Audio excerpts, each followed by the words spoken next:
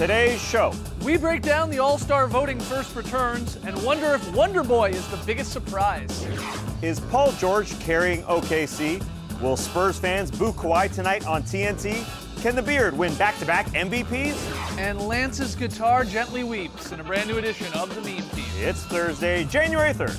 The starter starts now.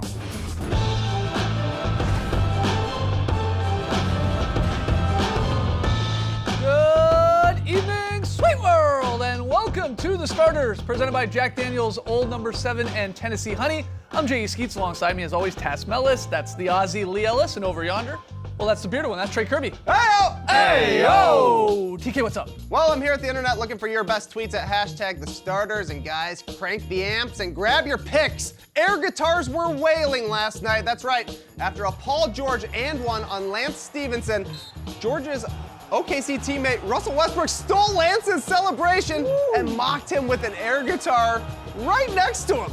Surprised me a little bit, playing it left-handed, but since Westbrook got his Jimi Hendrix on, it gives us a chance to fire the pun gun. Want you to hop on Twitter and hit us with your best hashtag NBA Rockstars. Not full bands, we want individual members, like for instance, The Who's Carl Anthony Townsend, or maybe frontmen like Kurt Cobain's, or you can even go with an old-timey rocker like Jerry Lee Ellis. He's the killer!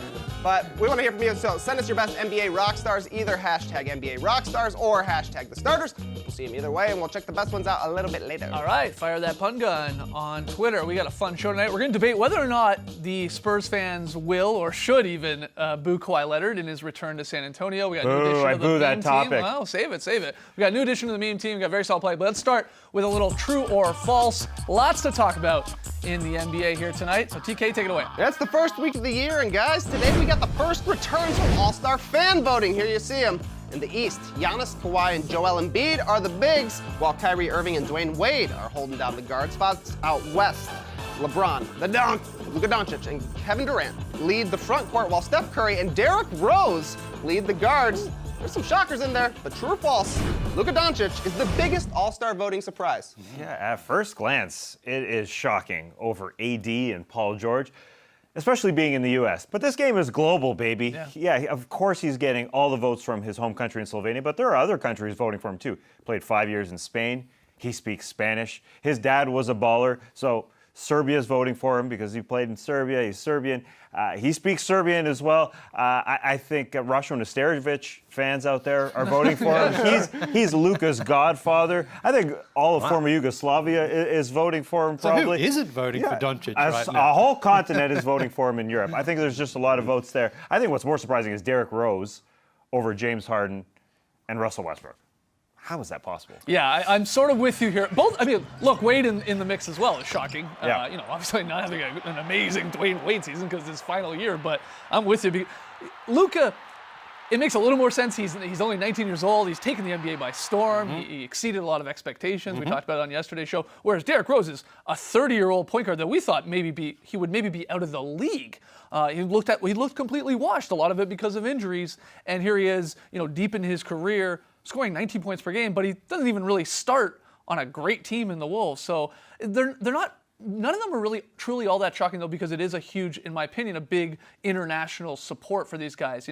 Not just Luka with his ties around the world, but Derrick Rose, big in China. Same with Dwayne Wade, big in China. A lot of roots there, a lot of fans there. So sort of makes sense. But I think I was a little more surprised by Rose being in the mix here for sure. Yeah, I mean, Derrick Rose fans have been very loyal to him through the ups and downs. And you sort of mentioned it there. He's really only in the league because of Tom Thibodeau, who threw him a lifeline last year when Rose almost retired, we were hearing, because he was just so sick of dealing with injuries. So he has had an incredible return. But it's a little concerning if you're the Wolves that Karl Anthony Towns isn't the one who's the sort of standout player on your team. Really, I mean, he's the franchise. He's the face of the franchise. I know he has a different story there, but for Rose to be there, that's great for him. But, I mean, this whole thing with Doncic, he's the star and he's come along. But to get that many votes in that front court as well, which is interesting because I don't think we look at him as a front court player first off. I think we sort of look at him more as a backcourt player, but that's how they've got him listed. But of course, this is only a quarter of the vote too. Well, a half of the it's vote. a half of the vote, It's- but it doesn't yeah. really matter. That's the funny part about this, right? Because of Zaza Pachulia a couple years ago, when his country, Georgia, had that crazy support for him and got all the votes for him, and then the NBA was like, "Oh, this might happen. Someone like Zaza Pachulia might be starting an All-Star game because of it's a popularity vote." So they changed the rules where now it's only 50% with the fans, and then 25 for the media and 25 for the coaches. It sort of makes it almost impossible that maybe a guy like Luka here, even or Rose, or even a Dwayne Wade could get in because they're going to need the support of the players and the media as well, and it makes it very difficult, right? Yeah, it hedges the fans. It definitely with the players and the media, they're not going to say, "Hey, Luka's getting in over Kevin Durant, Anthony Davis, and Paul George." That's just not going to happen, and they shouldn't. Right. I mean, Luka shouldn't. As much as support as he can get, as many languages as he can speak, he speaks 4. But he shouldn't get in. It's just not his time at this Do point. any of those three that we're talking about here, though, Luka, Wade, Rose, who has the most realistic chance to actually start in this game? Well, Wade does, Like, big time. Wade, Wade because- should. And he should get an honorary vote in this. Wow. Wow, There's you nothing really wrong- want? There's nothing wrong with that. There's absolutely nothing wrong with him getting out there. Kemba Walker, this is his hometown, and he's the guy who's right behind Dwayne Wade in the Eastern guard spots. But Kemba, I think, will get there as well. This is more of an honorary, hey, this is your last time, you're going to get there. And the East guards aren't ridiculously strong either. It doesn't matter if he starts or not. Doesn't really matter. It just matters. I think they're both going to get there. I think both Wade and Kemba are going to get there. And you mentioned Tom Thibodeau throwing him a lifeline. It seems like the last few years, people were just sort of extending Rose's career, and we were just waiting for it to end. Yeah. Rose is having a great season, He is. a phenomenal season, where he's shooting the ball like he's never has before, at 19 points per game and over 40 from 3. He's having a good year. Luka's having a good year. We're talking about starters here. All those guys, though, Luka and Derek, I don't even think they get in as reserves. Yeah, it's unlikely. it's unlikely. If Luka does, by the way, like actually start this game, I mean, if he got some media votes, he got some players' love, it would be very rare. Look at the last 5 rookies to start an NBA All-Star game: Yao Ming, Grant Hill, Shaquille O'Neal, Michael Jordan, Isaiah Thomas. I know Magic did it. That is an unbelievable list there. So unlikely that Luka, I think, does start the game. I think it's in play that he maybe makes it there, though, depending on the Mavs record. And he's got impeccable timing, too. You know, you can start voting for this on Christmas Day. You know, over the last 10 games or so, he's averaging like 24, 6, and 6. He's putting up really good numbers, again, as a 19-year-old. It's amazing. All right, next one here, Trey.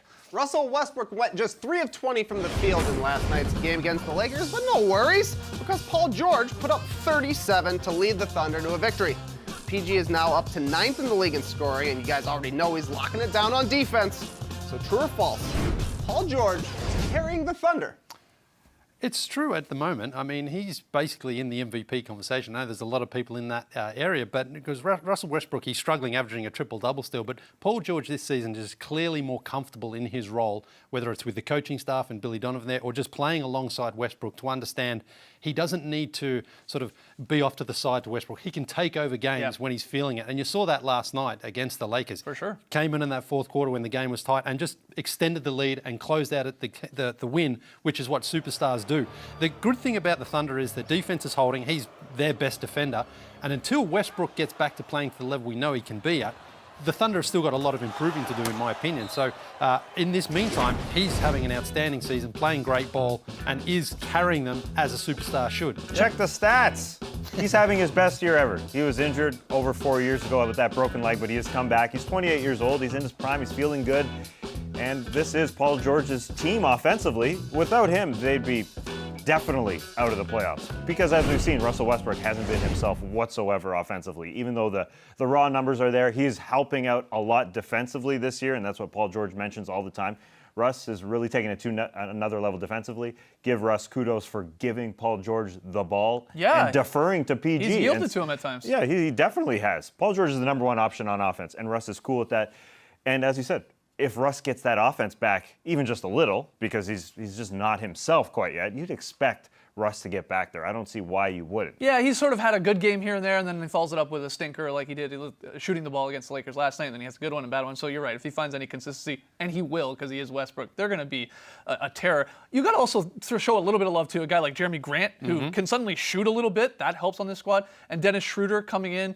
off the bench, giving them some support there. And then it's the defense, too. I'm agreeing with you. It is Paul George carrying them offensively for sure. But that defense, it's the best in the league. A part of that is Paul George on the perimeter, his defense. And then Steven Adams inside. Steven Adams has been awesome. And that is a big reason why they're near the top of the West right now. But you're right. Not only Westbrook getting it going from night-to-night basis, but Andre Robertson at some point is going to come back to this squad as well. Now, he hurts them maybe offensively because he can't really shoot the ball in the 3-ball, but we know he's a defensive ace, maybe one of the best defensive guys in the league. You throw him into already the best defensive team, it gets even scarier. So, yeah, right now, though, PG just took over that game against the Lakers, and they were booing him, and it was fueling him even more. He wanted that. He absolutely did. All right, final one here, Trey. All right, Anthony Davis scored 34 points and grabbed a career-high 26 rebounds last night, but it still wasn't enough to get the Pelicans a win against the Nets. New Orleans is now 14th in the West at 17-22, but after the loss, Davis told reporters that the team is better than their record shows. So guys, true or false? The Pelicans are better than their record shows.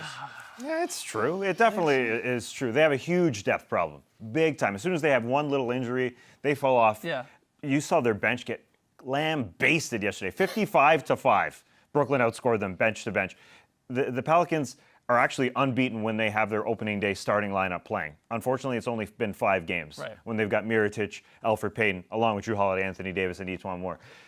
They have struggled building a very good team around Anthony Davis. And so when you miss a guy or miss 2, I know it's an excuse right now, but it's a tough Western Conference. They haven't gotten it going. This is a playoff team when they're healthy. I think it's false though right now because their defense is just awful and teams just score against them all over the place, in the paint, shooting threes, and until they can lock down that defense or just improve that defense, this is what they're going to be. And they're going to struggle to make the playoffs from here until they improve their defense. Their offense is fine, but it's no good if the other team can just go down there and score like the Nets did last night. Pelicans made a game of it, but they couldn't get a stop really when they needed it. And I think that's the big problem. Anthony Davis, incredible game from him last night, but it counted for nothing because the rest of the team, and whether or not partly his problem as well in the middle, they can't stop a team like Brooklyn who don't have that huge internal threat. Yeah, and they play that dangerous game of playing a very fast pace, but having a very bad defense. So you can have those games or those halves like they had against the Nets there where they just got lit up. Yeah. And then they were trying to climb their way back into the game, and they made a game of it, but ultimately lost. Yeah, I sort of say false as well. It's a part of their structure of their team. They don't have a lot of guys. They don't have a lot of guys. All right. Oh, he looks ready. When we come back, yes. Will they boo Kawhi or not in his first return to San Antonio? We'll debate that and more when we come back.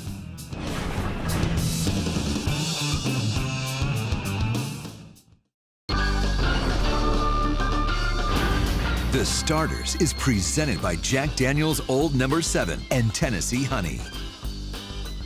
Right into the up-down report. Guys, first up, Kawhi Leonard makes his return to San Antonio tonight when he leads his Raptors against the Spurs in a nationally televised contest over on TNT. Leonard, of course, was traded to the Raptors this summer in a blockbuster deal after playing just 9 games last season with the Spurs due to a mysterious quad injury. So people are interested or excited to find out how the Spurs fans will welcome him tonight. Are you guys up or down on the Spurs fans booing Kawhi Leonard tonight when he takes to the floor? Down, Trey's up. Whoa, Lily. Yeah, why not just a little bit? Because because listen, Kawhi left that team, and it wasn't a pleasant parting, was Acrimonious. it? I mean, yes, it was, because we don't really know what happened last season, why Kawhi sat out. We know that there was an injury, but it was mysterious. But then there was also some friction between he and the front office. So get it out of your system, but then respect Kawhi for what he did and for the success you achieved while he's there. But a little booing, I'm okay with. Yeah, they got to take the chance. The Spurs fans never get a chance like this. Tim Duncan played his whole career there. David Robinson, Manu Ginobili, Tony Parker didn't leave until he was after his prime. This is the first chance the Spurs really get a chance to boo somebody. You got to take it. Yeah, of course fans are going to do it because fans do dumb things. Matthew Dellavedova got MVP chance when he came back to the Cavs recently. What's wrong about that? Yeah, definitely. He definitely shouldn't have got MVP chance. And they shouldn't boo him. We don't know what happened behind the scenes, and I think there are mistakes on both sides. Greg Popovich and team so probably he should boo them. Maybe Kawhi should boo the bench. Have a boo off at midcourt. I don't think there's going to be any hugs between Pop and Kawhi. No, I bet you there will be. There will be. Wow. I say there will Pre-game? be. Post-game? Yeah, no, it'd be like pre-game. Mid-game. Maybe post-game. There'll be a hug, though. There'll be a you know what, let's forget about it, move on. Squash hug. it. And that's what fans should do. Squash it. Just let it go. But you do think they will boo. There's going to be some boo. Some, at least. I think there will be plenty of cheers as well. Yeah. You got to recognize the guy's the finals MVP Drown for him you out. as well. Yeah, Pop has said coming into this game that he does hope Spurs fans treat Kawhi with kindness and respect. So we will see. Again, that one on Taking the high TNT road. tonight. All right, let's move over to James Harden here. He's on a roll. We talked a little bit about it yesterday. He wants his name in that MVP's conversation, and he asked if he is hungry to win the award again. Well, Harden told the Houston Chronicle, quote, "I need it. I need it for sure, and I'm going to get it." Ooh. It's a bold statement, but he is killing it lately, and he takes on the Warriors tonight on TNT. Are you guys up or down on the chances of Harden actually doing this and actually winning a back-to-back MVP here for the second consecutive season? Okay. Everybody's I just don't think it's totally far-fetched. The way the Rockets started, it seemed like they were definitely going to be worse this year, but since Chris Paul has been out, we've seen a lot more responsibility for James Harden. The team has been playing really well, so you can look at it from a narrative point of view like, wow, the Rockets, we thought they were bad, but it turns out on James Harden's back, we're really good. He also apparently has raised his conditioning game. He's leading the league in scoring by 5 points per game. That's a ton. These are reasons why he could do it.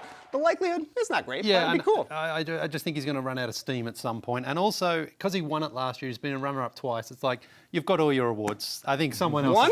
Well, he's gotten close a couple of times, and I just think the voters will... Cool. I think the voters will take that into account. I mean, they do. Like, you look at when LeBron over the years, when he's won it, and it's like, well, LeBron's had a great year, but let's just give it to someone else. That happens. Yeah, you got 4 of them. Yeah, I know, but since he hasn't won one in 5... It'll be 6 years. That's a long time. He should have gotten. So you a think couple there'll be more some in there. fatigue? I think what so. about the yeah. possibility even of just people not liking how James Harden plays the game? That absolutely plays into it as well. Back and of forth course to it the does. free throw. Yeah. Yeah, he's got to do something special to win it in back-to-back years. As you mentioned, Trey, he's averaging over 33 right now.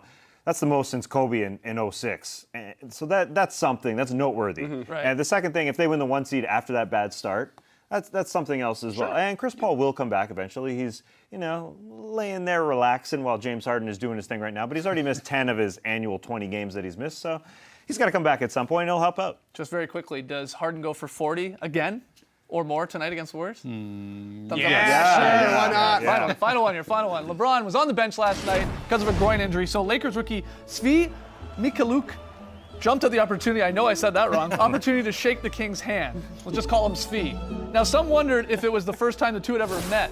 So Svi jokingly tweeted, "It was nice to meet you this evening, Mr. LeBron James. Big fan of your game."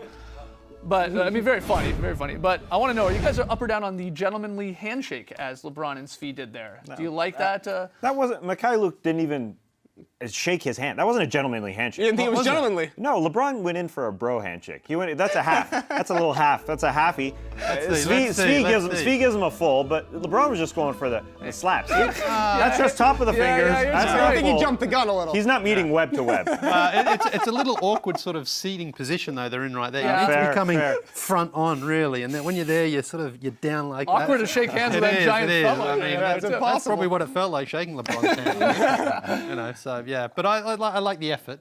The effort of a handshake, yeah. I just like it, We see all these fist pounds and dabs these days. It's nice to see a little decorum, just a gentle manly handshake. Not awkward at all. Yeah, touch webs. Let's get There our you go, webs in touch here. those webs. All right, let's hear from you guys. Let's see those thumbs on Twitter. Hashtag the starters. Quick break. When we return, we got a brand new edition of the meme team. Don't go anywhere.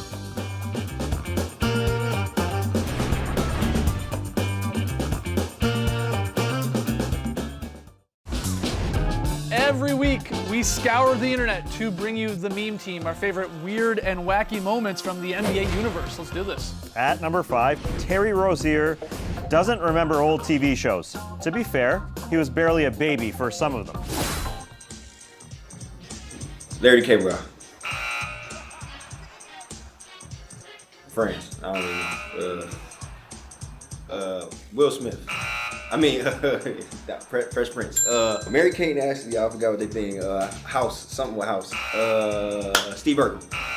Family Matters. That was Family Matters. Piggy, 3 little piggies, 4 little piggies. Making a band. I don't know what that is.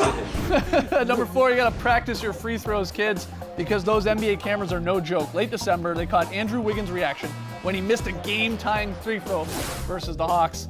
And here come the captions. When you see the misspelled tweet after it's already got a few retweets, I hate that. Lob sending, when you sent that 2 a.m. text, you know you shouldn't have. And House of Highlights, when sliding into her DMs ends badly. Oh. At number 3, Kyle Kuzma, Steven Adams, and Tim Hardaway Jr. remind you to hydrate between Budweisers. Watch this. Way to hydrate. Try it. Drained it. Can I have a couple waters with these, please? Water. Tim? I'll take a Bud and 1 water, please. And 1. And here are Steven Adams' outtakes from that commercial. This is gonna be good. And 1. And 1. And 1. And 1. And 1. And 1. He's a natural. Having a go-to celebration opens one up to a little trolling. Just ask Lakers guard Lance Stevenson and his air guitar celebration there, because everybody's doing it now. Lou Williams, Clippers versus the Lakers, hits the 3 in Lance's eye. Yeah. Strums it a little. Paul George on Wednesday night versus the Lakers. Strumming He's a playing a little. ukulele, it looked like. But the best is definitely Russell Westbrook with Lance in the background. And then he's not done. Yeah, He's not done. Come for an encore. Oh, there they all are. I like this celebration. At number 1, Netflix hit movie Bird Box has made its way to the NBA. Me then? The Lakers can tread water without LeBron. Me now? Nope. NBA refs trying to ref a game. Oh, I think we're going to get fined for that one. Westbrook at the free throw line. He's struggled his worst season thus far of his career. And the classic, Cedric Ceballos, ready to throw it down. He inspired Bird Box. Yeah. Crazy. When we come back, Lily hits us with the very solid play.